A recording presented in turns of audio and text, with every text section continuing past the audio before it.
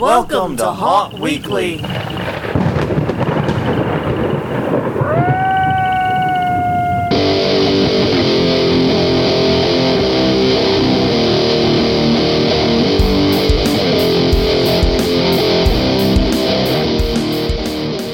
Hello, everyone. I'm Jonathan. I'm Crystal. And this is Haunt Weekly, a weekly podcast for the haunted attraction, haunted entertainment community. Whether you're an actor, owner, or just plain aficionado, we aim to be a podcast for you. You're all members of the community here. Yes. Yes, we are. We value all the members of the community here. And this is, as we said, episode 193, which is a number of absolutely zero meaning. Apologies to anyone that happens to be their favorite number. Yeah. That's pretty weird. Oh, yeah, but we're only 7? 7 away from the big 2000. Yeah. Oh, no. That's bad. We haven't even talked about episode 200 yet. No, I know. We don't know what we're doing for that. 200 is coming up during haunt season. It's gonna be... Yeah, which idiot decided to start a podcast so every big number would come up in the middle of fucking haunt season? Oh, that would be us. Yeah, that'd be us. That was probably a mutual decision, if we're being honest with each other. And if you want to learn more about our stupid mutual decisions we so routinely make, you can find us at hauntweekly.com or Haunt Weekly on Twitter, Haunt Weekly on Facebook, youtube.com/Haunt Weekly is our YouTube channel. All previous episodes are up there for easy listening. And also iTunes, Google Play, Stitcher, anywhere you get your podcast, Spotify, all those weird spelling places you get podcasts from, we're there. Yeah. I have it on good authority, we're there. All right, but anyways, as we mentioned at the end of last week's episode, we had no idea what we were doing. Yeah. Well, the idea kind of landed in our lap this week as we've been working on our haunt and getting things ready for it. And one of the big projects we've undertook this past week was doing a proper CAD up of the haunt. And we're done. Yeah. It looks really cool. It does. So what we're going to do this week is we're going to talk about computer-aided design and haunting. It's going to be an interesting topic. We're going to tell you how we did our CAD, how you can do yours, depending upon the size of your haunt, probably in just a few hours, even with minimal experience in CAD. Yeah, using free software. Well, Free. But first things first, we have that's what we used. Yes. Other people might decide to pay. All the software I'm pitching at least has free tiers. Gotcha. So I'm not pitching any paid programs today, buddy. This is Haunt Weekly. We are the lowest of the low budget. This is true. I mean, I think the lavalier mics we're wearing is probably the most expensive thing we bought for this podcast. We got the recorder for free. Yeah, that was given to us. And the tripods we've just had for eons. Who knows where we picked those up? That's because photographer. Yes. So, Haunt Weekly. Yay. We put the shoe in shoestring budget.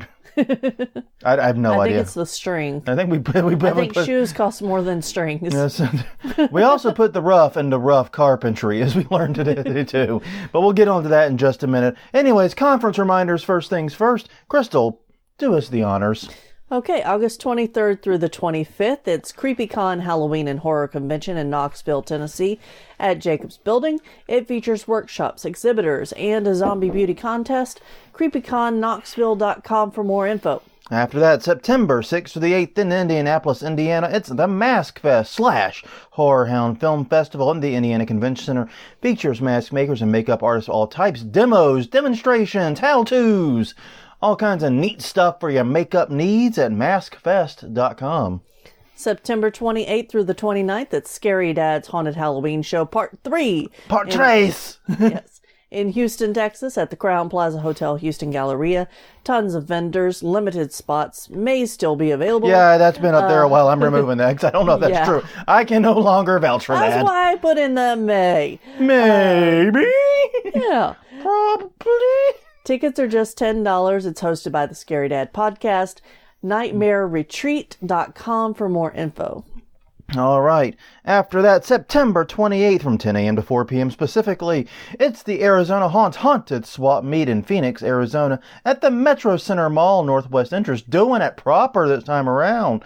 Hosted by the AZ Haunters Forum, HauntedSwapMeet.com for more information. I would totally dig this. Yeah. If we were anywhere near Arizona, I'd be going. Yeah. We should tell Chris to go for us.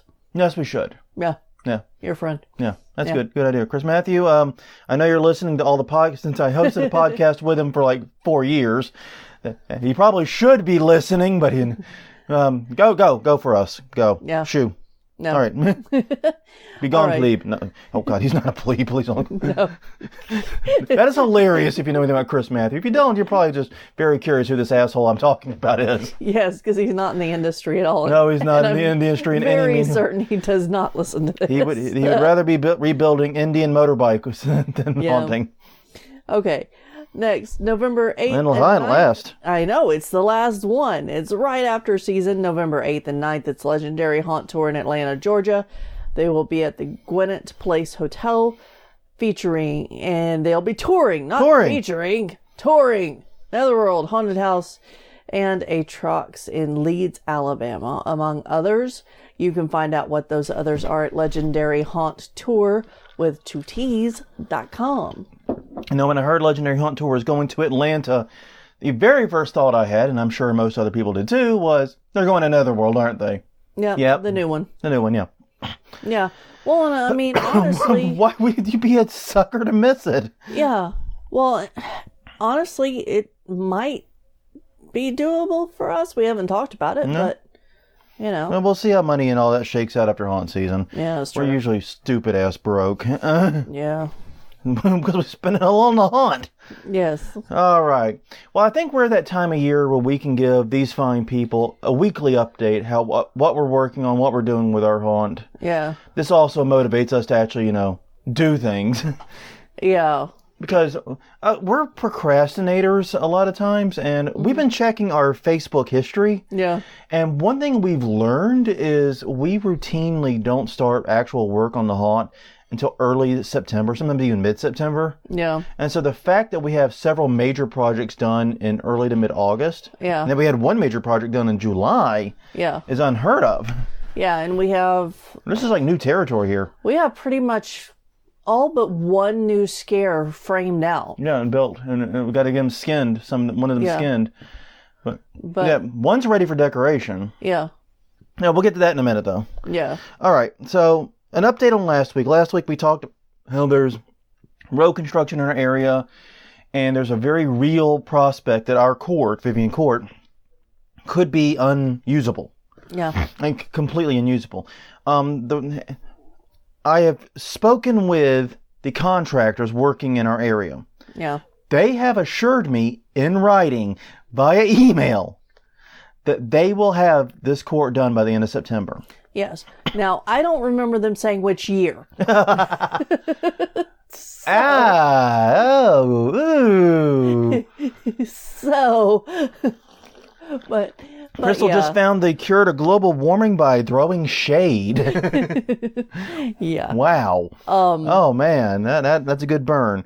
Now the thing about it is this: I'm excited by that, and it's a motivator. Yeah. But the flip side is, I kind of have my doubts. Yeah. They're doing, like I said, they're doing our court in two sections. Mm-hmm. The other side is what's getting the treatment first. Right. It has been worked on since July 11th. Yeah, that's when they started tearing it up. Yeah. It is still no sidewalks, no curbs, no pavement as of this recording on August 11th.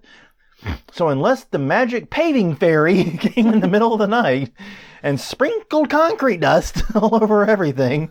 Well, with the rain here, that would work. Ooh. It's not going to be done in a month. It's going to take more than a month. Yeah. So that means they would have to start our side before the end of August to meet that deadline they set for themselves. Right.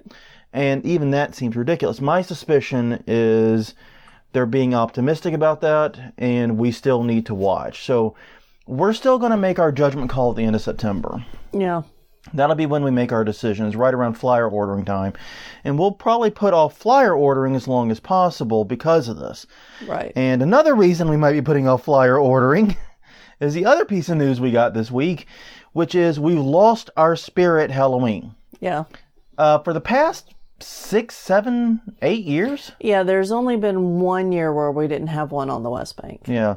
We've had, and it's been in the same place. Yeah. And the convenient as hell for us is in the same parking lot as Home Depot. Yeah, exactly. And it's been really great for us because we can go to Home Depot and visit the real Halloween section and then leave flyers at Spirit. Yeah. Oh, they don't hear this. Well. But, it's the thing is, for all the shit Spirit gets, and it deserves a lot of it, don't get me wrong, they have been amazingly good to us and to other haunts about distributing flyers. I would say roughly half of our flyer distribution year to year is at Spirit. At that one location. And we don't have it. We've been checking and up on the location. We've been checking up on the website. They're not opening there. In fact, they're not opening anywhere on the West Bank. Now, we knew from talking to the manager they had issues with that specific location. Right. Their opening was like stupid delayed. Yeah. Because of an air conditioning issue, for example. They had to set up the entire store in the heat of a New Orleans summer without AC. Right. I do not envy them. No. So, being a little miffed about the exact location, I get it. What I find stupid beyond belief is New Orleans area is getting 3. Yeah. And each of them are 5 miles from the other 2. Yeah. All in the western side of the city. Yeah. All in Metairie, or like the edge of Metairie in New Orleans, right there in the Clearview area. Yeah. They basically imagine an equilateral triangle with each side being 5 miles. That's roughly what's going on. So, New Orleans East, no Spirit. No Spirit at all. Treme, 9th Ward, any of the wards? No. St. Bernard Parish? Fuck you. CBD, Garden District, No. Lakeview, any of those areas in the heart of New Orleans? No. Mid-City? No. West Bank? No. Yeah. It's ridiculous. They put 3 literally on top of each other in the western half of the city, and nowhere else gets one. So we're going to do flyer runs to those. Yeah. But because of where they are, we may be able to hit them twice in the course of the season, and that's about it. Yeah, because whenever it's near us, we Try to go weekly. We could do weekly runs in October. I don't think that's going to happen. Nope. Now, what I've been working on kind of in the background, and I've got a Google map I'm working on, excuse me, is to retool our flyer run to target local area businesses to keep it geographically tighter. Yeah, because we do target local restaurants and bars. And we go to the point, But- and things. We have done this in the past. This is the other half of the flyer distribution. Right. I'm looking for avenues to expand that. Yeah. I'm also looking for chances to hit neighborhoods like Madonnaville. Yeah. Possibly the libraries. The libraries. Basically, I'm working on a revised plan that doesn't rely on Spirit because we're not getting one. And I'm hoping we can distribute at least 3/4 the number of flyers that way. Yeah. And we're not going to be able to make up because Spirit was like baller for getting our flyers out. Yeah. We're not going to be able to replicate that. No. But we can definitely do a better targeted campaign, I think, and get almost as many flyers out. That's the hope. Yeah. So that's something I'm working on in the background. I just still don't understand how Spirit's going to turn things around by having 3 Spirit locations within a brief jog of each other. Yeah, I don't know. You know what I mean? It's crazy. And in haunt work news, one thing we did this week, we're talking about as the topic of this episode, so I won't harp on that too much. But we also completed 2 physical projects, or brought them near completion, I should say. Yeah. 2 builds went down today. We had some helpers come over, had 3 people coming out and helping us. We broke up into 2 teams. Yep. Everyone did exactly what they were supposed to do and got exactly where we were hoping to get. Yeah. Maybe a little bit further along. Exactly. It was a long day of building, but 2 And projects. 95-degree heat in a garage in New Orleans. 111-degree feels like temperature outside. Yeah. Yeah, and we're inside a garage with no AC. Yeah, this was pleasant. Yeah. But we got it done, and so right now, when we look at the builds, we have 4 builds this season. Yeah. 4 major construction jobs. 2 of them are in and framed, Yeah. meaning we've got the 2x4 structure. We don't have them skinned in any way. Right. 1 framed and has the skin on it and is ready for decoration. Yeah.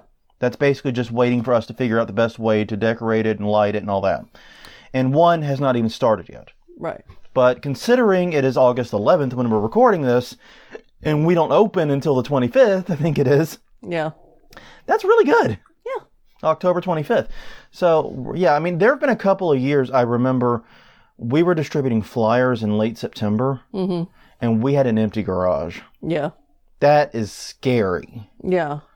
Well, and I mean, part of the reason we're doing it this way and what we've been doing is we've been working an hour each night, each weeknight after work, because we both work full-time jobs. Yeah. And, it's hard to get all the work in, especially early. And one of the motivators for us has been the Apple Watches.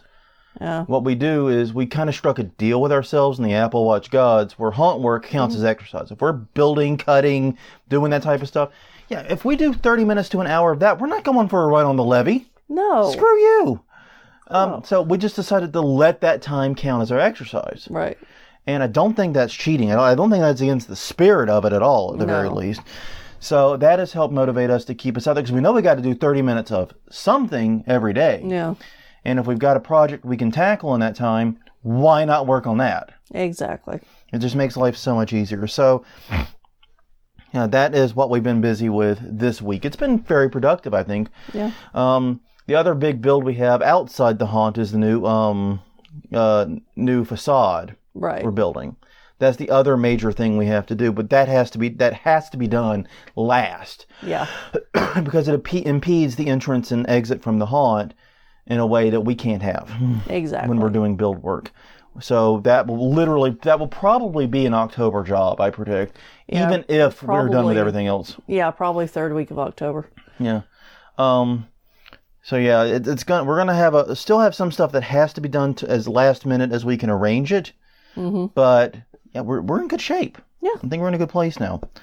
All right, in other news, we talked last week about that crappy, stupid, no good petition to move Halloween, or at least move trick-or-treating to the final Saturday of October. And it was put on, as we noted, by the Halloween and Costume Association. Right. Now, I was not familiar with that name at the time. I was actually... it rang some distant bells, but it didn't actually... you know what I mean? It didn't really click with me. And the reason for that... And this was something I realized whenever I was starting to dig into them a little bit, was that it's because that's a new name for them. Yeah. The actual previous name is, I'm trying to pull it up to make sure I get it right. But yeah, come on. I should have pulled this up before I started talking about it, flapping my gums like an idiot. But yeah, okay, there's the who is it? That's the link I found this out from. Sorry about that. They were previously the Halloween Industry Association, HIA. They just changed the name somewhat recently. You might recognize that name and now the HCA because they are half of what makes up the Halloween and Party Expo. Yeah. The co-located event with HauntCon. Now, they don't have anything to do with HauntCon. No. This ain't no slamming crap at HauntCon here. Don't think I'm sitting here a monkey flinging poo at HauntCon. I'm not doing that. But that other side, where they do the mass marketing stuff, and you got to buy 100 of things a lot of times to get in. More corporate. It's the wholesale side. That's them. Yeah. They partner with an event organization to put that on. Yep. So if you're upset about, that petition, think about that when you're leaving the HauntCon trade show floor. Yeah. Just make sure you've got that in your head. That's all I'm saying. I'm not saying anything else. Just think about it. Just think about it. All right. So here's the deal. One of the main projects we had this week was CAD work. We knew we had these builds we wanted to do this weekend. Right. But we needed to know the exact dimensions they were going to be. Mm-hmm. Because it's kind of a chicken and egg problem. You can't really build something until you get the dimensions, but you may not always know what size it is until you built it. Yeah. You know what I mean? Exactly. And what size it needs to be until you built it. And so one of the things we set out to do was do a full CAD mock-up. Now, we used to do these every year. Yeah. And for a while there, we were cranking them out pretty much religiously in August. Yeah. Right around now, actually, is when we would do it. We just wouldn't start building until much later. Exactly. So the reason, but we stopped doing it because we kept the same overall layout. Mm-hmm. And there was a little bit less use for it. But this year with some of these big builds, we knew we were cutting it tight on space. In fact, we were cutting it tight on space by design. Yeah. So knowing the size of what we wanted to build was important. So what we did is we completed a full CAD mock-up of the haunt, including all 5 rooms, Yep. including the scare actors and the actor locations, at least the necessary actor locations. Right. It is mocked up with color. It's painted, quote unquote. Yeah. It is lit, quote unquote. We'll get into how we did that. And it looks really good. We posted some photos of it in the private crew group. Yeah. And they are really impressed by that mock-up. And everyone now knows exactly what's going on inside that haunt. Yeah. And what we're having to build and what, where their options are for where they want to work. Yeah. So basically, we're going to talk about CAD and why it's a good thing. Now, we touched on Tinkercad previously in episode 31. We talked about free and cheap services for your haunt. Mm-hmm. We're going to talk about it again. Yeah. But we're also going to talk about what I think is a much better tool for most haunted attractions. Mm-hmm. So we're going to get to that. But yeah, basically we want to talk about what is CAD, how it helps you, when to bring CAD in your design and creative process, software for doing CAD, and we're focusing on stuff that's free and easy. And the idea I have here is most people out there, I'm pretty tech savvy, you're tech savvy too. Yeah. But we do CAD, once a year? Yeah, basically. Right about now? Yeah. So I don't need to be paying $1,600 goddamn dollars for a license or something I'm going to use only 1-2 days out of the year. And also, I don't need anything that's stupid complicated because, this isn't laying, all the plumbing in the known universe. It's not architectural, structural engineering. It's panel layout. Yeah. And we're also going to give you some advice for making CAD work for you. That's the plan. So we're ready to dive in? Mm-hmm. All right, so what is CAD? It is computer-aided design or computer-aided drafting or computer-aided design and drafting. And I'm looking at you, Leonard Pickle.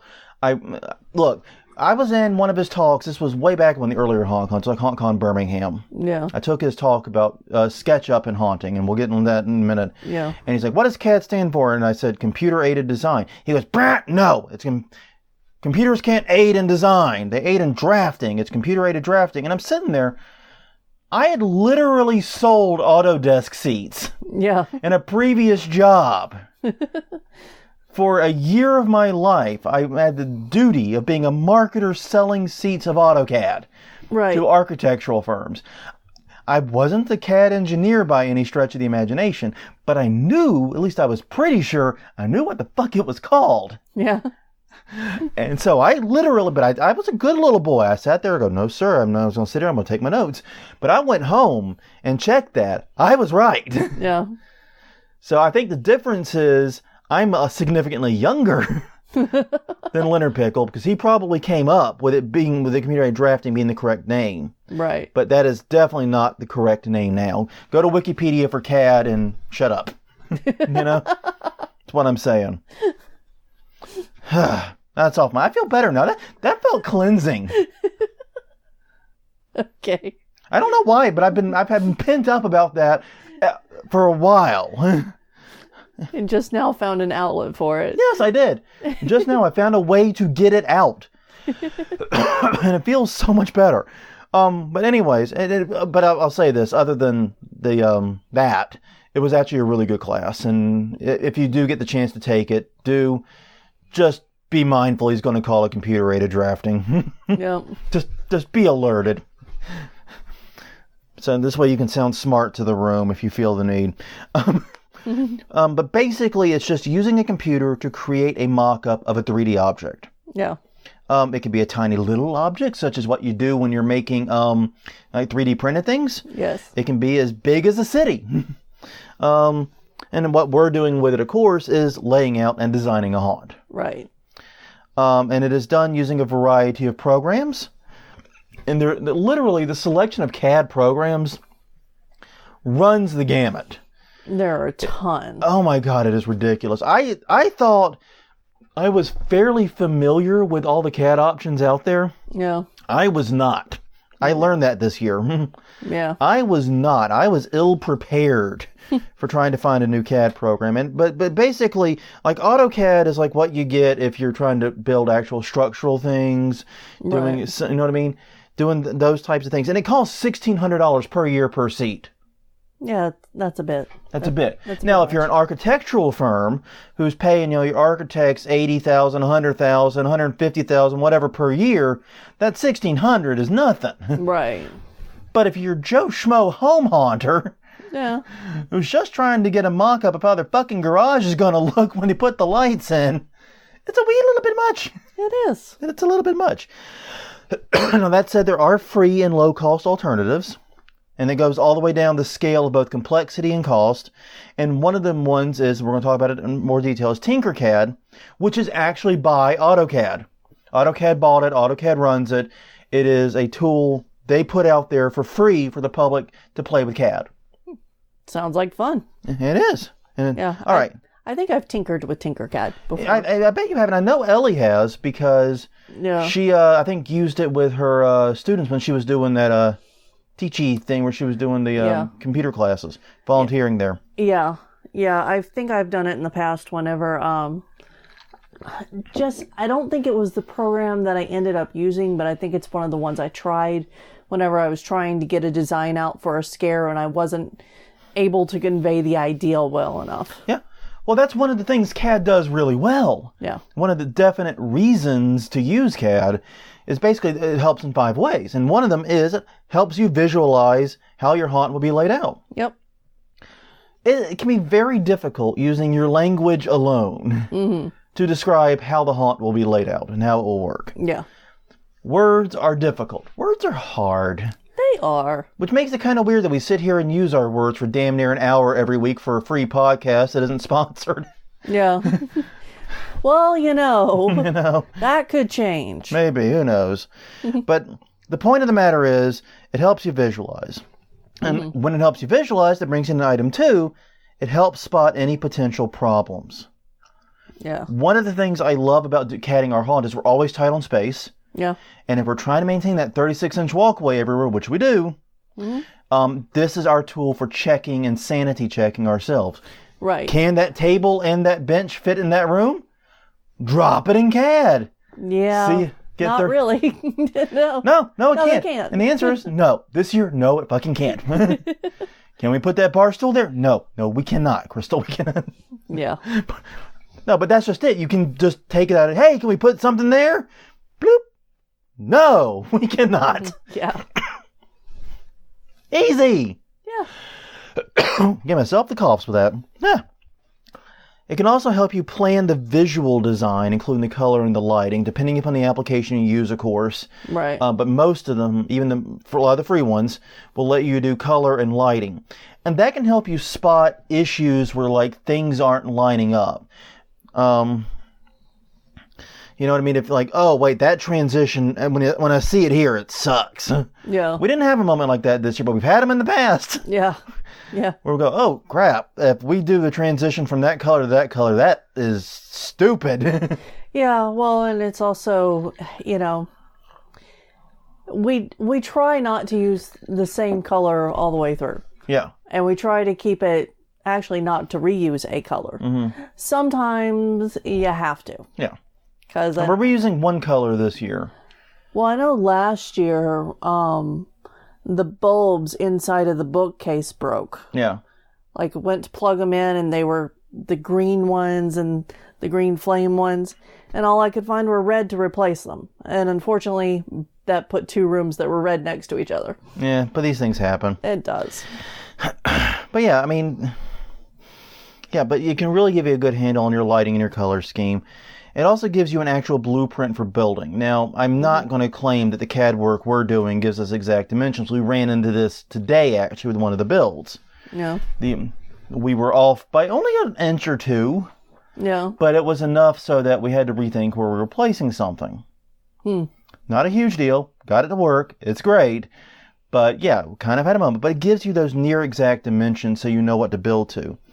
And it also, and this is the important one for me, is it gives you something to show those working with you. Yeah. Hey, this is what we're building. Are we all on the same page? Yeah. And likewise, it also gives them something that they can mark up and advise and make suggestions on, rather than just trying to, like I said, use words and pantomime where things go, which is something we've done a lot in our years. Mm-hmm. So yeah, basically the idea is this. CAD lets you build your haunt without actually building it. You don't spend any materials, and you spend a teeny tiny, bitty bitty fraction of the time. Yeah. So just imagine for a second how much easier your haunt build would go if you had a tiny little model of it that you can make and rearrange like a little doll set. Yeah, exactly. Yeah. Imagine how much easier that'd be. Yeah. And I know that some people build theirs out of cardboard every year. Yeah. That's one of the ways to do it. Yeah. But then you're having to do it every year. But, you know, I have to give you props here, because I was talking to one of our crew yesterday, and I'm like, yeah, you know, I'm more of a trial and error type person. Let's build it and see how it fits and works. Yes. And you're more of a let's get the exact dimensions so that we save all of the time in the world. And I thank you for that. Because time is well, no, and that's just it. I think that's the difference. I'm trial and error too. Yeah. I just do the trial and error in the fucking computer. Yeah. Yeah. I think we have the same approach. I just use the fucking computer for the trial and error. Because that breaks a lot less shit. It does. So that raises the question, when do you bring CAD into the process? Yeah.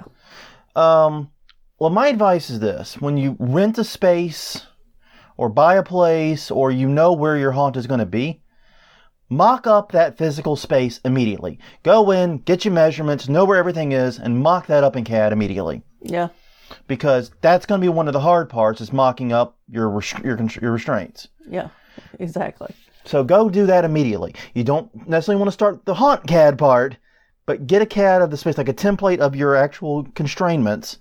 So that way, when you do start CADing, it goes right away. It's just easier to get that done as soon as possible. And in fact, if you're renting or buying, I wish we'd fucking done this. You may get paperwork, which makes that easy because it will list all the dimensions inside it.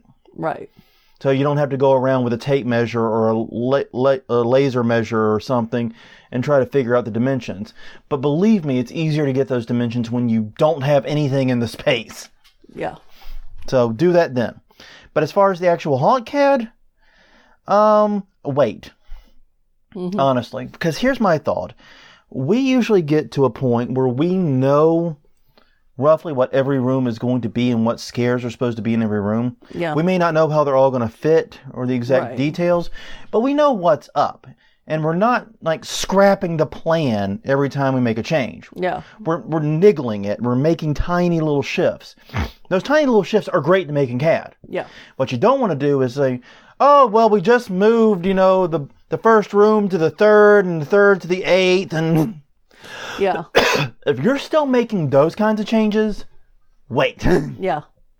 Get your order of operations, get your general layout, get all that stuff, and get to a point where your conversations and graph papering and all that, you're not just ripping it up every time you have a new conversation. Exactly. Use paper. And this, by the way, reminds me, use paper to draw this stuff, because before there was CAD, there was paper. No. Paper is awesome for this.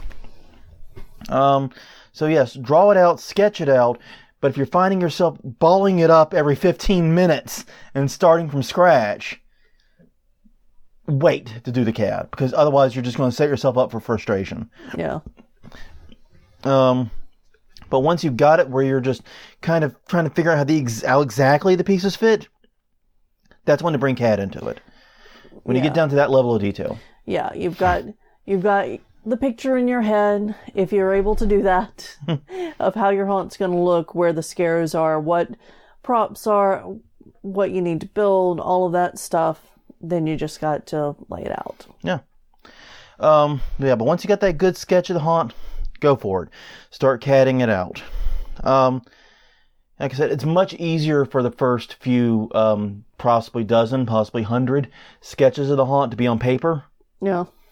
But after you, like I said, you're making minor changes, you're moving a wall here or a scare there, that's when CAD can really help you. Yeah.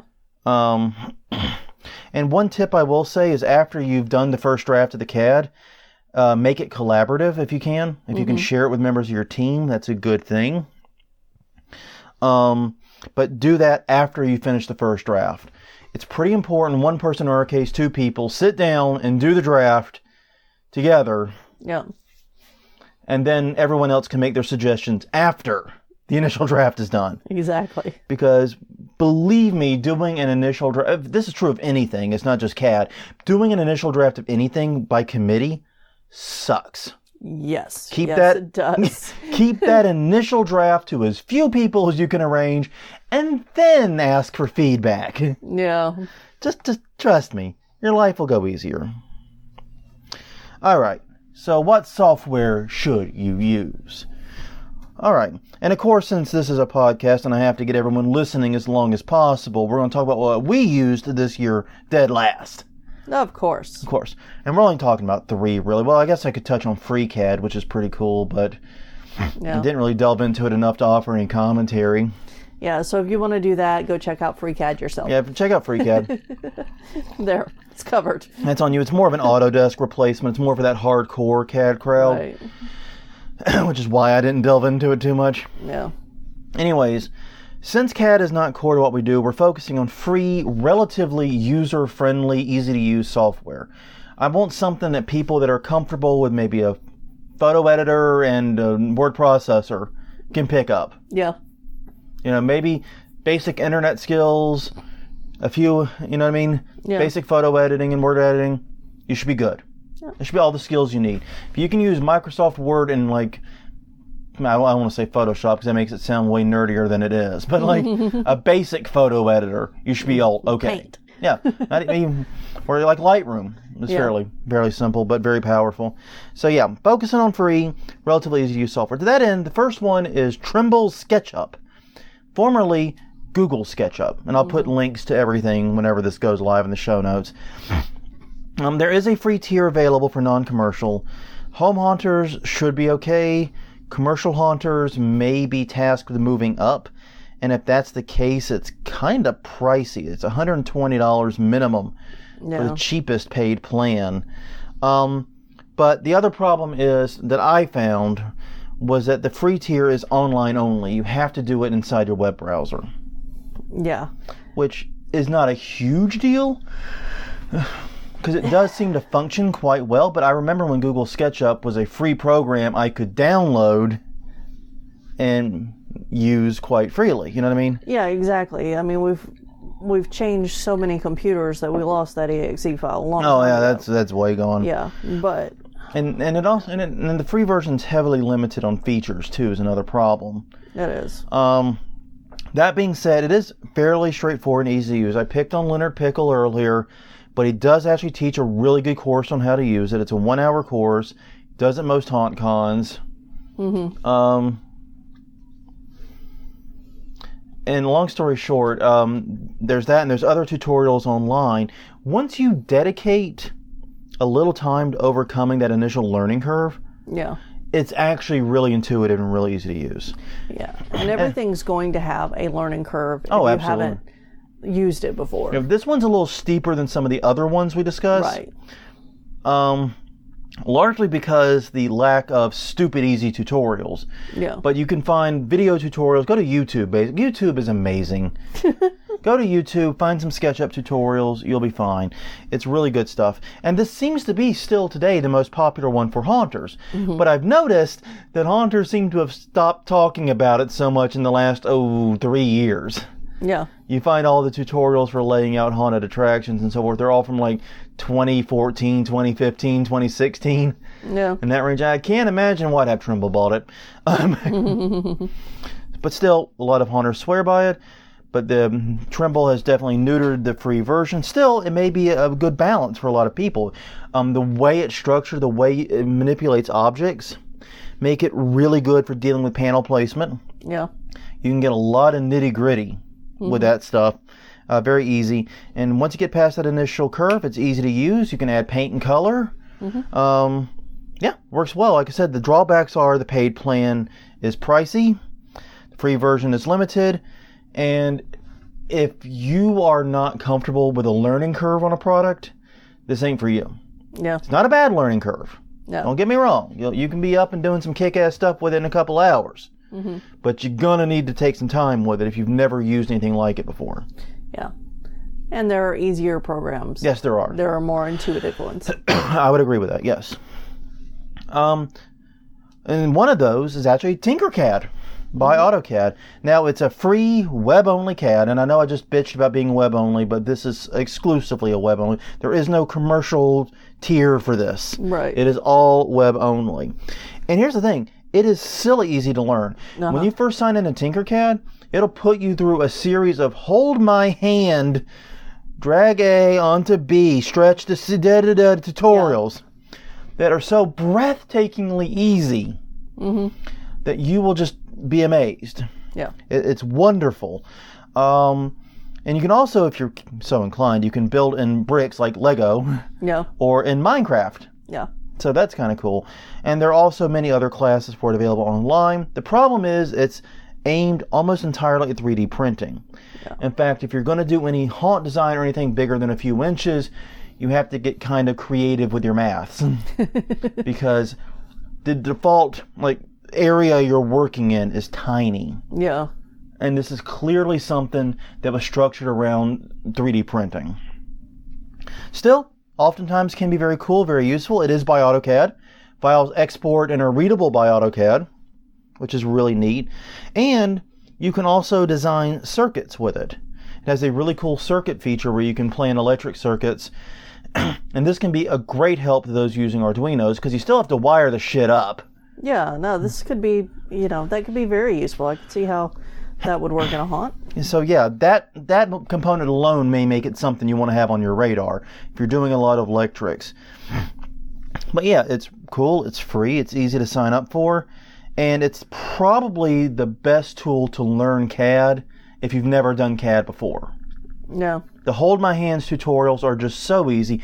I would let my parents do those.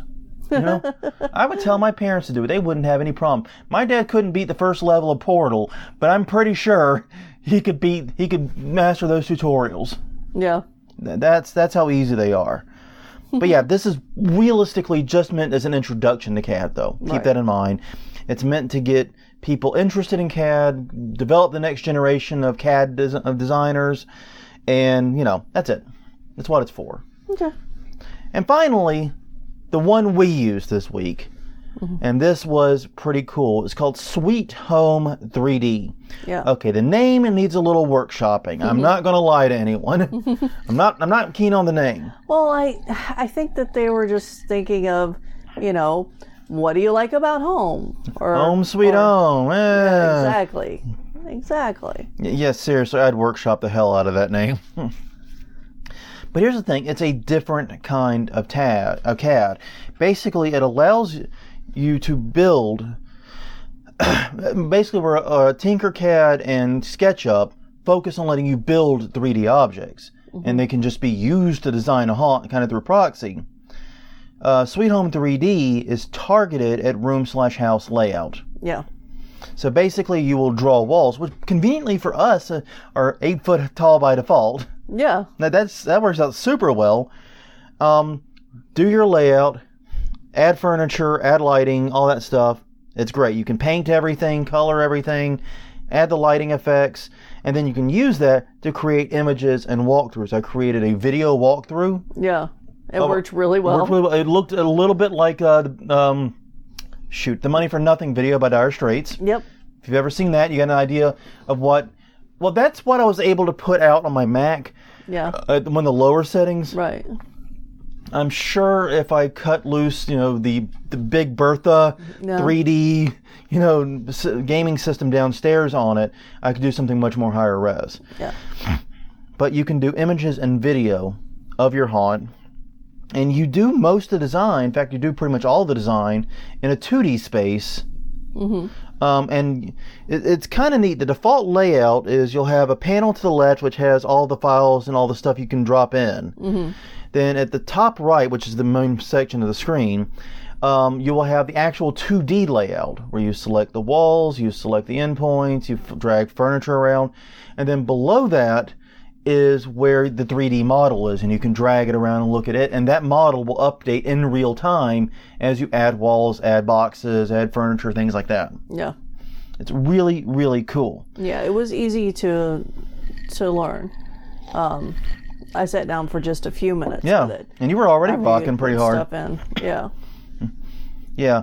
If you do get this, make sure, at least to start with, you get the open source version. They kind of try to shove you to the commercial version. But here's the thing. The commercial version of this is only $14. And the only thing it really provides is a much more advanced library of furniture and models and things you can drop in. Yeah. But if it's still useful, but I mean, I might actually do it for $14. Yeah, maybe. I haven't done it yet, but I might do it.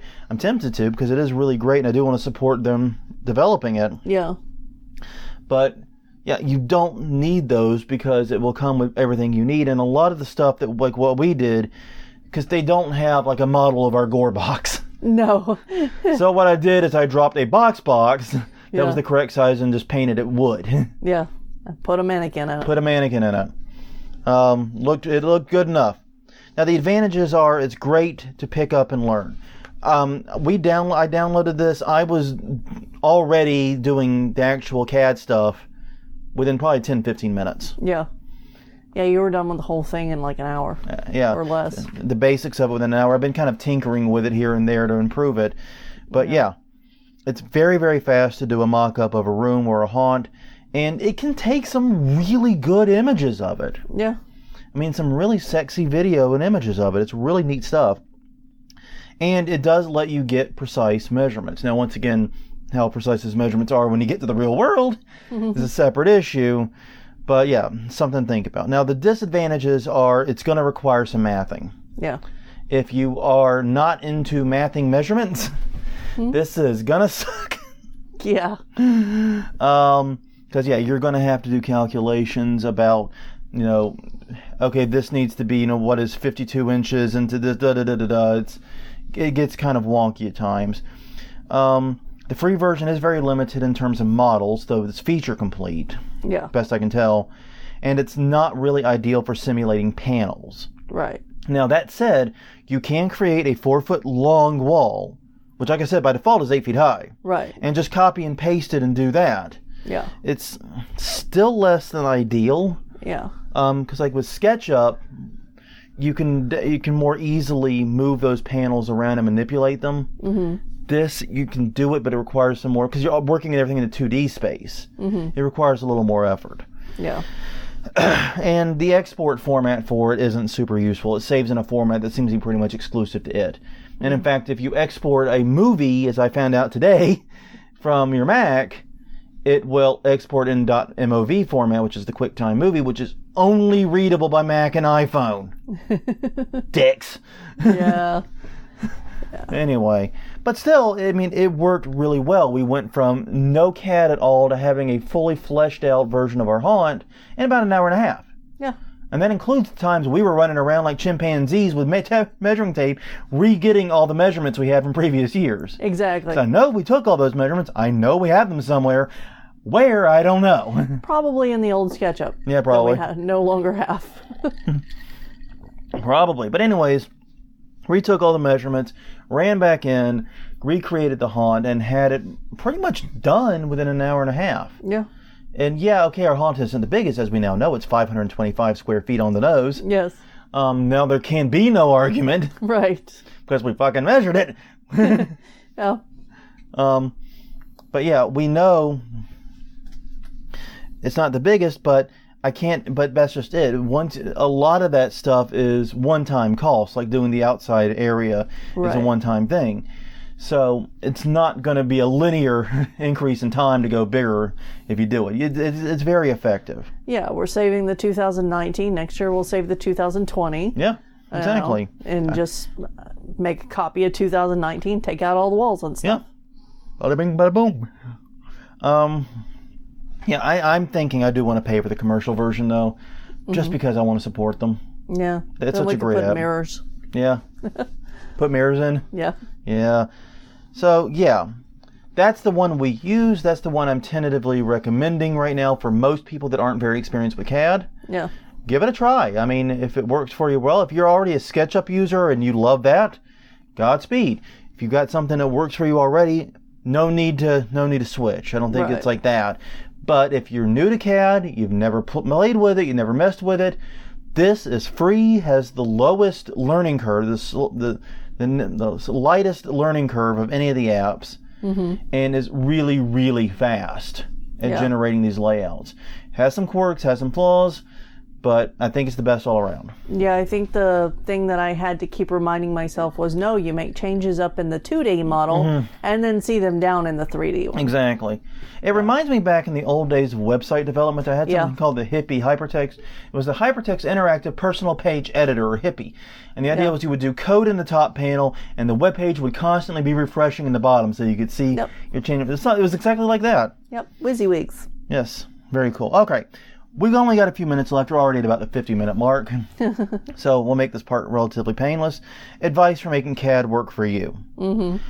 Advice A, we aren't architects. CAD is a guide, not a Bible. Yeah. Basically, don't expect your CAD to ever transition from screen to reality perfectly. No. We do not have precise enough measurements. We do not have precise enough tools. We do not have any of that stuff. Things will not go according to plan. Adjust the plan to reality, not the other way around. Yeah. It ain't going to work. Number 2, and yes, I'm intentionally messing up the listing. Keep one master version of the CAD. Yeah. Just one. And it's on a flash drive for us right now. And don't let others edit it directly. Give others the screenshots. Give others, printouts to comment. Give them that. But you make the edits, or you, or we, or whoever. You know what I mean? Yeah. The people in charge of the CAD make the edits. Right. What you don't want is 8,000 versions of the same goddamn CAD floating around, and now that whole benefit of everyone's on the same page is literally not true because there's 8,000 pages. You're trying to avoid that. Yeah. Make it so there's just one page. Don't worry about how skilled you are with it. The goal is to get an idea and spot obvious problems. You're not, like I said, that kind of goes back to the first thing we said, but it's much better to have an ugly and a rough CAD than no CAD at all. Yeah, it is. Because even if all you do is indicate that this is a square-ish room and there's a table there, a chair there, and the stairs there, that's still useful. Yeah. Even if the measurements end up not being super useful for whatever reason, someone can still say, well, what if we move the stair and the table? Yeah. You can still get the feedback and the suggestions. People know how the room is supposed to come together. It gets everyone connected. So even if you don't necessarily build off of it, which we are building off of it, right? Even if you don't necessarily build off of it, it can still be useful as a conversation piece and as a way for everyone to understand what's up. Yeah. Item D, make it so that everyone can view it. One of the first things we did when we finished it was I put some images of it in the crew page. Yeah. Everyone has at least seen those images. CAD doesn't. I mean, CAD's useful to you as a guide, as a way to see where things go and understand what the dimensions are and see how everything fits together. Yeah. But it's far more useful when other people can see it and go, "Oh, that's what we're doing." Yeah, exactly. Because you might have a crystal clear picture in your head about what you're doing, but words don't always describe it so that other people can get there. And neither does sketches on paper and so forth either. No. Everything's limited. Yeah. Yeah, I really love the walkthrough feature. Yeah, that kicks some serious ass. Yeah. And the final thing I would say is have fun with it. Sweet God. People get stressed out about this stuff. Yeah. You know what I mean? I mean, it's free, so the only thing you're wasting is possibly time. Yeah. Have fun with it. Enjoy it. I mean, and the reason I say that is because some people, when they get the CAD, this is serious business. We're going to do this this is how it's do or die stuff. It's not do or die. No. Dudes, it's a computer screen. No. A, you can move things around. And B, and you get out to the haunt, things are going to change anyways. Nothing is going to be exact. Even professional architects who use the highest end AutoCAD with all the bells and whistles and toolkits, right, and take this stuff so seriously, they always get surprised by something in the field. Mm-hmm. Now, yeah, we're going to have that happen more often than they will because, we're schmucks who play around with CAD and put the rough in rough carpentry. But yeah. But if they have that happen to them, don't get mad when it happens to you. Right. Don't treat this as some super serious thing that must be exact. This is a tool to help you. And remember, perfect is the enemy of good. Yep. You want that CAD to be good enough for your purposes, and that doesn't mean millimeter perfection on every goddamn inch, every goddamn part of it. No. Now, if you're just starting and you have a completely empty building, go for it. Go and get those precise measurements. Yeah. You probably have them in the paperwork somewhere even. Yeah. You probably don't even have to go get them. You just pull up your documents. Exactly. Yeah, by all means, do that. But, that said, just enjoy it. Yeah. Have fun with it.